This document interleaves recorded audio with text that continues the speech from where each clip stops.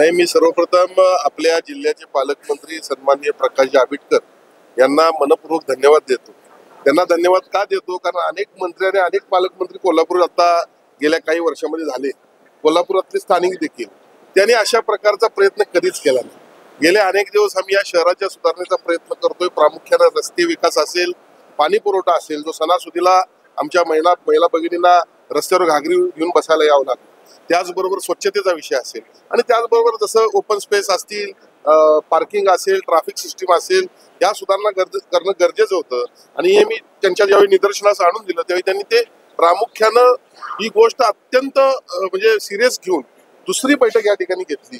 आणि खऱ्या अर्थानं या मीटिंगवर मी अत्यंत खुश आहे. कारण अशा पद्धतीने आणखीन एक 2-3 बैठका होतील आणि या 2-3 बैठका झाल्यानंतर मी आपल्याला सांगतो की कोल्हापूरचा आजपर्यंत विकास झाला नाही, तेवढा विकास होणार आहे. त्याबद्दल मी त्यांना मनपूर्वक धन्यवाद देत नाही. तसं होत नाही. ज्याचं त्यानं काम केलं पाहिजे. मला तर वाकडं व्हावं लागतं आणि वाकडं होण्याचा माझा स्वभाव आहे, तुम्हाला माहित आहे. त्यावेळेला निर्णय घेण्यात